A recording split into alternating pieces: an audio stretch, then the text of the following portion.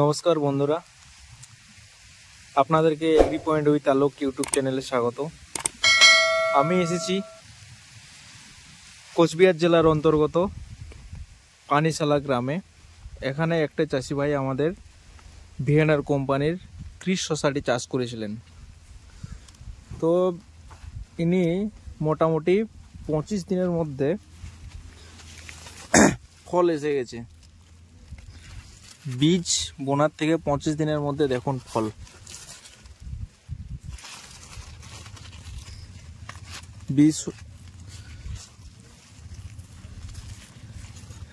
বীজ লাগার থেকে 25 দিনের মধ্যে এই যে দেখুন,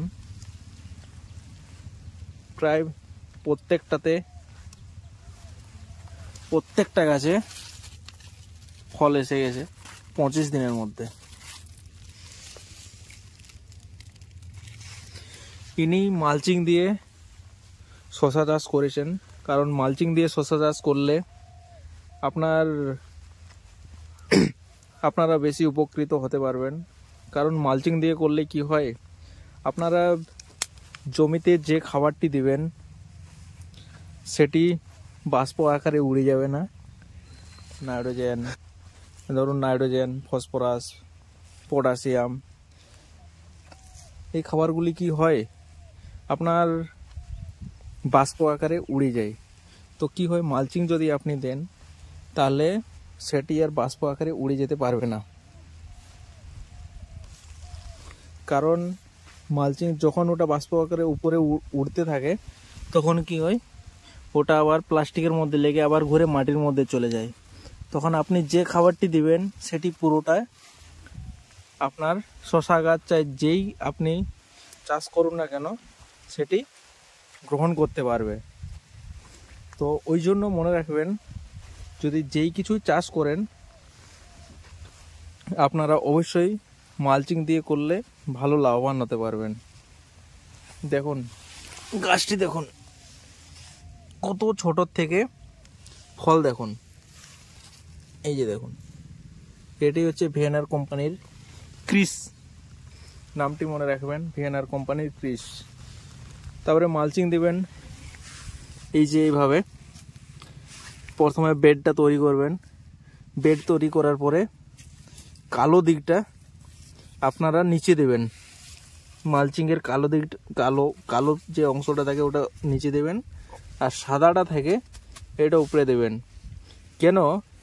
কারণ সাদাটা সূর্যের রশ্মি মানে অতটা লাগে না। আপনারা দেখবেন রোদে যখন ঘুরবেন সাদা জামা পরে ঘুরেন, কারণ কি হয়, সাদা জামা পরে ঘুরলে সূর্যের আলোটা কম লাগে।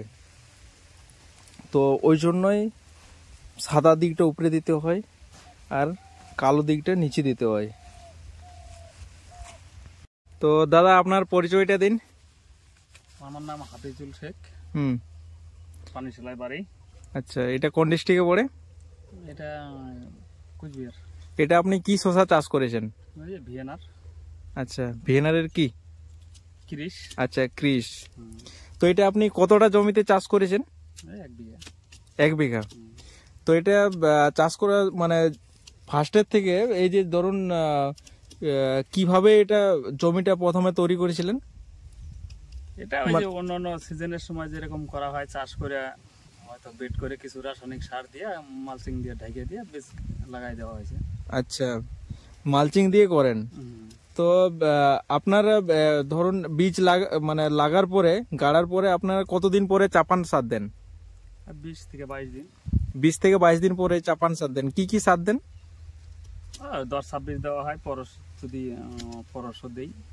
আচ্ছা, 10-26 পরশ। আচ্ছা 28।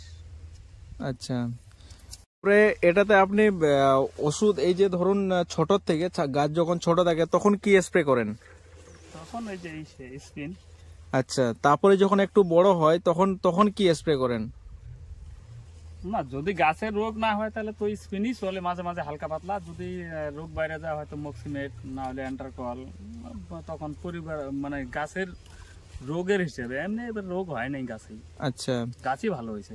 ও, তো এটা আপনার এই যে ক্রিস শসা চাষ করেছেন, এটা লাগানোর কতদিনের মধ্যে আপনার ফল এসেছে? এটা তো বর্ষার সময় ওটা তো 30-32 দিনে আসছে, তো এখন একটু সময় বেশি লাগবে যেহেতু আচ্ছা। শীত। জার্মিশনে একটু সময় বেশি নিছে। ওই সময় যেমন 24 থেকে 36 ঘন্টার মধ্যে জার্মিশন হয়, হ্যাঁ। আর এই সময় জার্মিশনটাই নিচে 4-5 দিন, তাতে ওদিক দিয়ে একটু সময় বেশি লেগে গেল। আচ্ছা যার জন্য ফল তো আসছে, ব্যাপক ফল আসছে। আচ্ছা, আপনার প্রত্যেকটা গাঁটে গাঁটে ফল আছে? হ্যাঁ, প্রত্যেকটা মানে মানে ডাবল ফলও আছে। আচ্ছা সিঙ্গেল তো মানে প্রতি গিঠের মধ্যে আছে, তাছাড়াও জোড়া ফল আসছে, 3টা করে আসছে লেচুর ঝোপার মতো। আচ্ছা। তো এটা আপনারা এই যে জল দেন জমিতে, তো এটা কতদিন পর পর আপনাকে জল দিতে হয়? এটা জল এই ঠান্ডা সিজনে এই সময়টা করলে, এই সময় মোটামুটি 8-10 দিন পর পর জল দেওয়া লাগে। 8-10 দিন পর পর জল দেন? হুম। আচ্ছা, ঠিক আছে।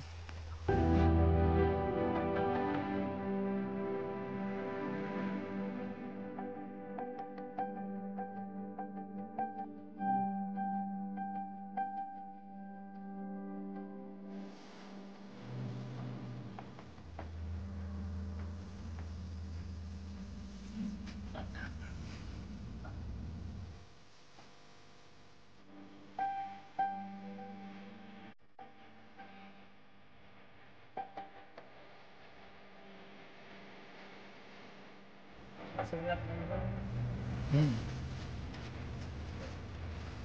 আসলে